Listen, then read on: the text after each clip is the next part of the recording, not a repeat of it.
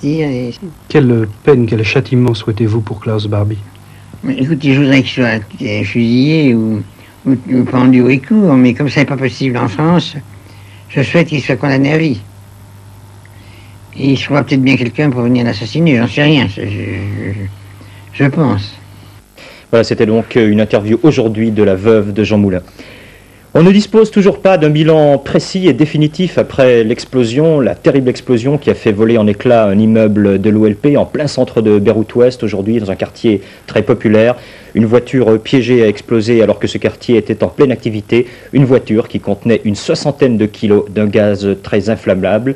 Le bilan actuel se situe entre 14 et 20 morts, plusieurs dizaines de blessés, près de 70 au total. Alors regardez ces images, une explosion d'une violence incroyable, des gens ont sauté par les fenêtres des premiers étages du bâtiment, la panique a été indescriptible. C'est un front, le Front de libération du Liban des étrangers qui s'est manifesté. Il a revendiqué cet attentat. Il avait, on s'en souvient, à son compte déjà le mois dernier, une action qui avait fait une 50aine de morts.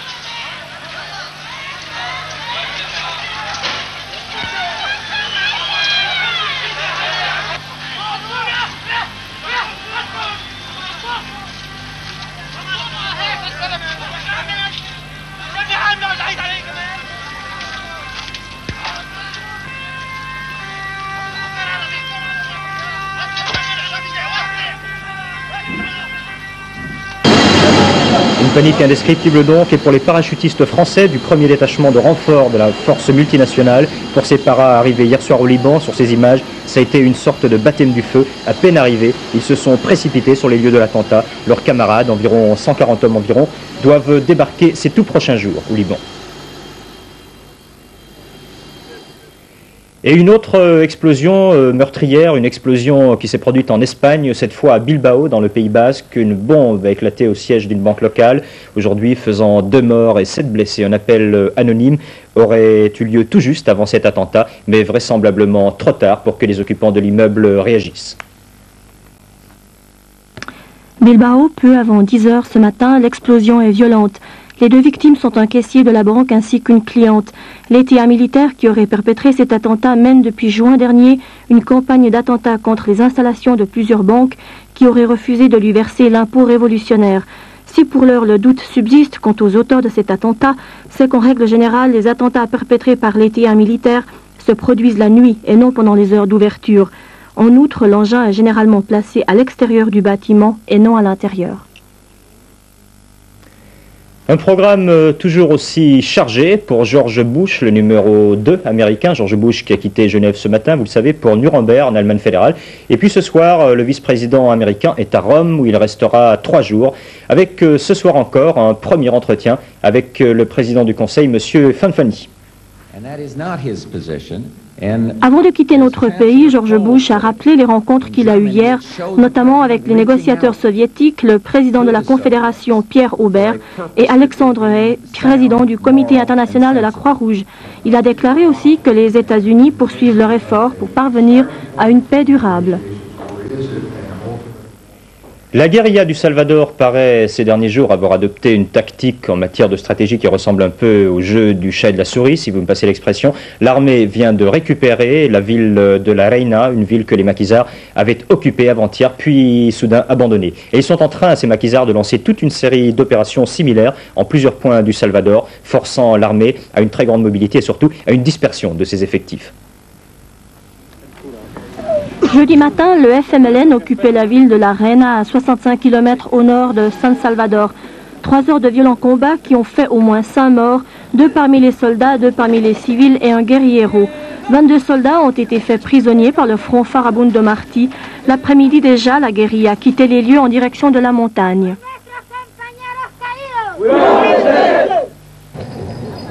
Et puis Berlin, largement détruite lundi dernier, retrouve ses habitants qui retournent dans leurs maisons. L'armée gouvernementale a reconquis jeudi cette ville de 30 000 habitants. Rappelons que les affrontements entre guérilleros et forces gouvernementales ont fait dans la ville de Berlin au moins 30 victimes. Reste maintenant à reconstruire et à distribuer les vivres. Une nouvelle qui vient de nous parvenir, Roland Delcourt, le correspondant du Monde arrêté au Maroc. Roland Delcourt va être expulsé, il devrait arriver demain matin en France.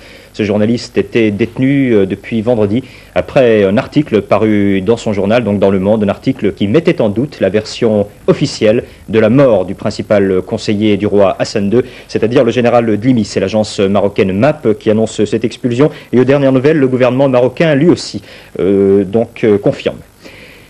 L'actualité suisse maintenant avec les mots d'ordre des 3 partis pour les votations fédérales du 27 de ce mois, les votations à la fois sur l'article constitutionnel sur l'énergie et puis aussi sur la nouvelle réglementation des droits de douane sur les carburants. Alors, que vous le sachiez tout de suite, pour le Parti démocrate chrétien, pour le Parti libéral et pour l'Union démocratique du centre, pour chacun de ces partis, à chaque fois, c'est un double oui.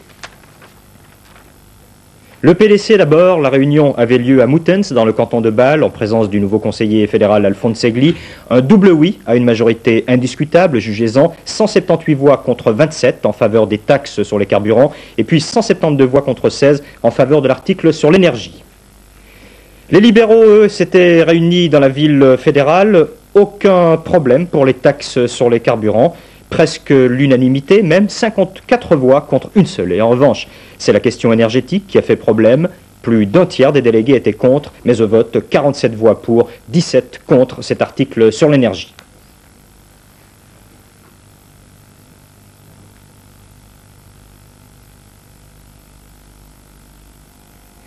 Et parmi les délégués de l'Union démocratique du centre, qui étaient réunis eux aussi à Berne, le courant semble également avoir passé. L'unanimité, ou peu s'en faut, s'est faite sur les 2 objets.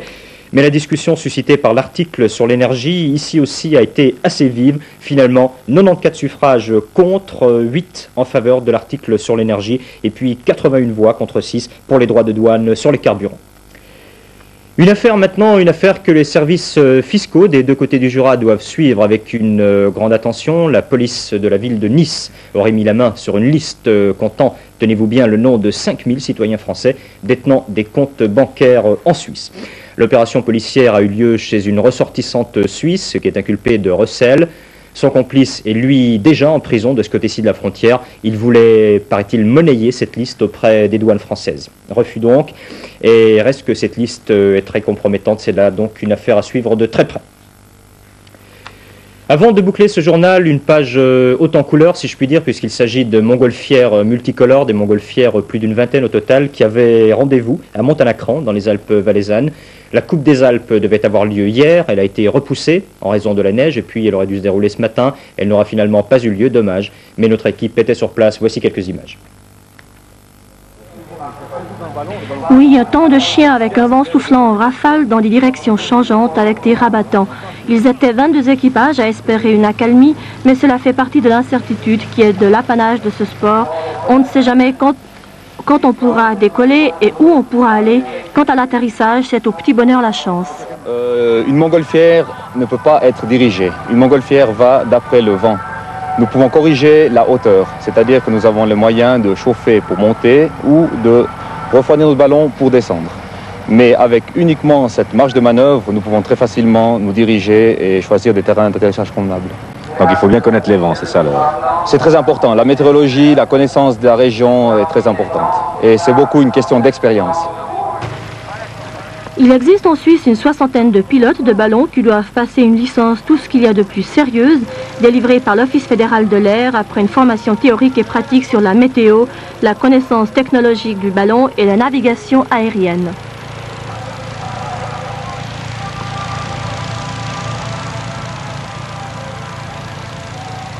Et quand on est pris dans un coup de tabac, qu'est-ce qu'il reste à faire? C'est prière ou bien autre chose? Ah, il faut chauffer, il faut monter. Il faut monter. Il faut monter. Il n'y a pas d'entier, il faut monter. Et si on descend quand même? Et si on descend quand même et qu'on voit qu'il y a une ligne de tension, ben, il faut essayer de se poser avant la ligne de tension. Ça veut dire des chutes à 5-10 mètres seconde? Non, on ne descend jamais à plus de 400 mètres seconde, 6 mètres au maximum. Certains sont arrivés jusqu'à 8 mètres, mais enfin, c'est... Alors donc 5 mètres seconde, c'est la vitesse du parachutiste, c'est sans danger. Le ballon est devenu de plus en plus un prétexte pour la publicité, car sur le plan financier, les particuliers pouvant s'offrir une montgolfière sont de plus en plus rares. Ces 1000 mètres carrés de toile coûtent environ 50 000 francs. Si de plus on tient compte de l'incertitude qui fait le charme de ce sport, il faut avouer que pour être aérostier, il faut un bon fond de philosophie et une solide motivation. Demain, le temps pourrait bien être encore à l'image de ce qu'il a été aujourd'hui dans bien des régions de Suisse, peut-être avec une exception pour Montana, c'est-à-dire un ciel bouché, un plafond d'où sortira demain beaucoup d'eau ou de neige suivant l'altitude, un temps morose en tous les cas, et qui le restera encore tous ces prochains jours. Je vous souhaite tout de même un bon dimanche. Je vous quitte sur le rappel des titres de cette journée.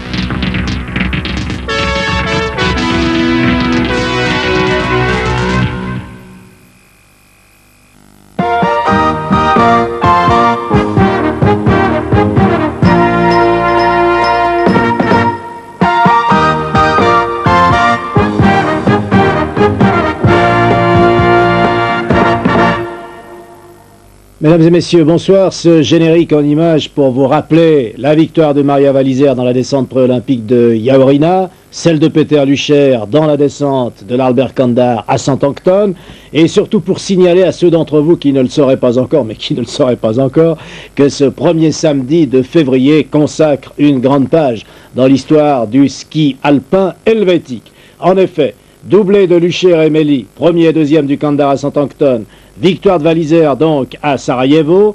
Conséquence, Doris de Agostini conquiert définitivement la Coupe du Monde de descente et 3 Suisses sont en tête du classement général de la Coupe du Monde messieurs dans l'ordre Lucher, Müller, Zurbriggen.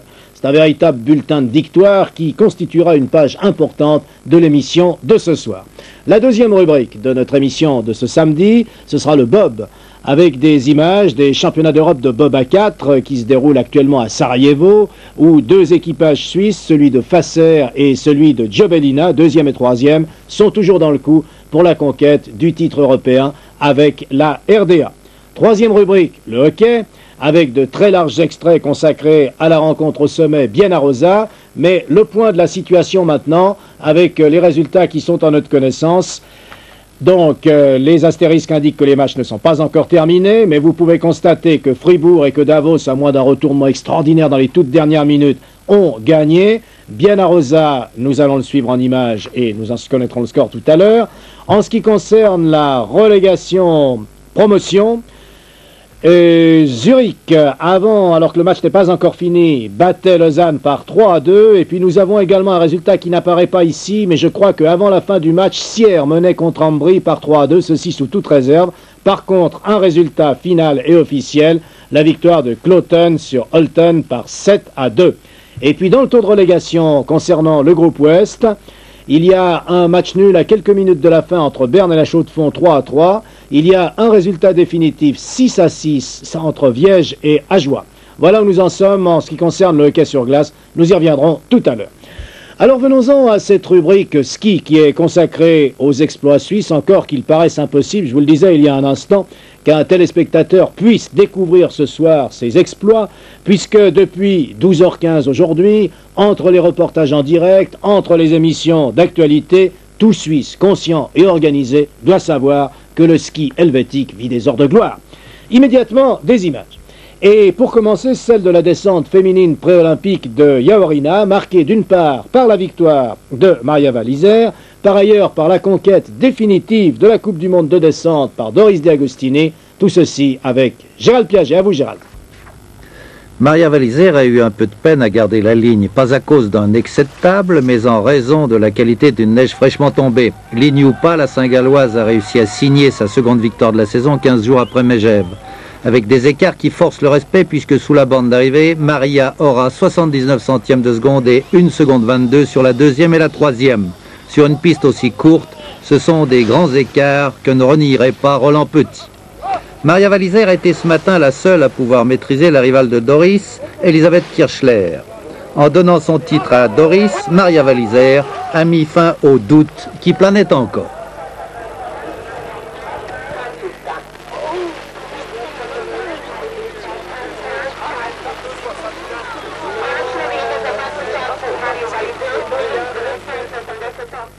Final time for competitor Maria Valizer, minute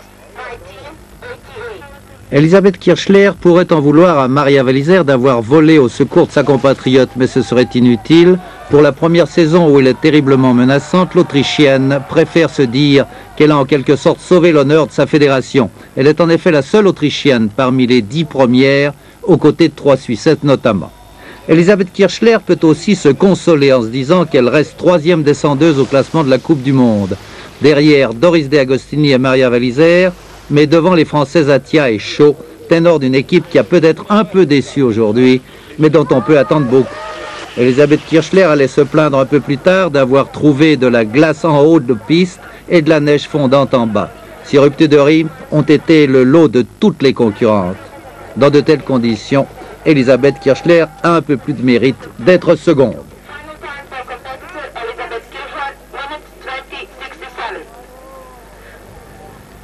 Si la Suisse pavoise avec le doublé de Maria Valizer et de Peter Lucher, elle a encore de quoi se réjouir avec la 3e place d'Ariane Erat. La Schaffhausoise a obtenu sur la piste si critiquée de Yougoslavie son meilleur résultat. C'est de bon augure à 1 an des Jeux Olympiques. Sur le plan helvétique, on continue de penser que Maria Valizer, Ariane Erat et Doris De Agostini sont en descente un arbre à 3 têtes qui cache la forêt. Hélas oui, car Zoéa, c'est 17e, Brigitte Hörtli, 29e, Florence Monard, 34e, Patricia Kessler, 37e, Véronique Robin, 39e et Jeannette Valli, 42e. Ariane Erat a eu des ennuis dans la partie centrale du parcours, là où cette descente ressemblait davantage à un slalom géant. Son dossard numéro 24 l'a également désavantagée sur une piste rapidement détériorée. Elle est néanmoins 3e.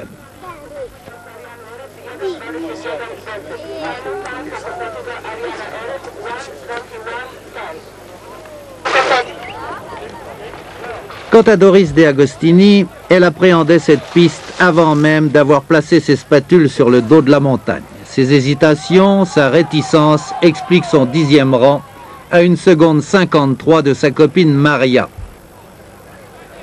Doris aurait bien voulu régler elle-même sa situation en Coupe du Monde. Elle n'a pas pu. Il ne lui reste plus qu'à dire merci à Maria et à empocher la Coupe du Monde de descente. Une coupe qui va peut-être hâter sa décision de renoncer éventuellement au ski, ne serait-ce que pour se retirer en pleine gloire. En attendant de se fixer, Doris De Agostini a été 10e à 1 seconde 53 de la gagnante, dans une descente où les 60 partantes sont toutes arrivées au but. Mais que pensent nos 3 meilleures Suissesses de la piste et de la course de Sarajevo? Elles le disent à l'Elio Rigassi. Aujourd'hui était excellente et vraiment bien préparée, mais on a eu un peu de neige fraîche sur la piste, mais ils ont bien travaillé pendant la nuit. Moi, je trouve que c'est une piste très difficile, très technique, mais en bas, c'est une piste pour des descendeuses. Ça change tout le monde, tout le long, ça change. Seulement, c'est dommage, c'est un peu court.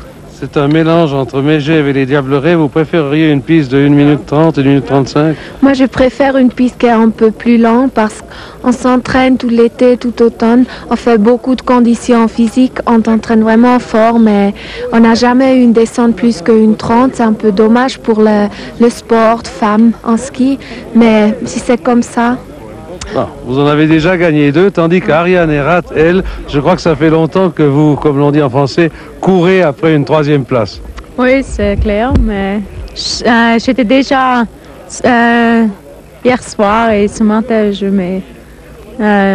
me sentis très fort et enfin, ça s'est allé. Que pensez-vous des 2 skieuses qui vous ont précédé, Maria Valizer et Elisabeth Kirchler, qui jouait sa dernière carte pour une éventuelle Coupe du Monde? Qu'avez-vous pensé de vos 2 qui vous ont battu, Maria et Elisabeth Kirchler? Oui, elles sont super et c'est clair. Vous pensez que vous allez prochainement les battre à votre tour? Ouais.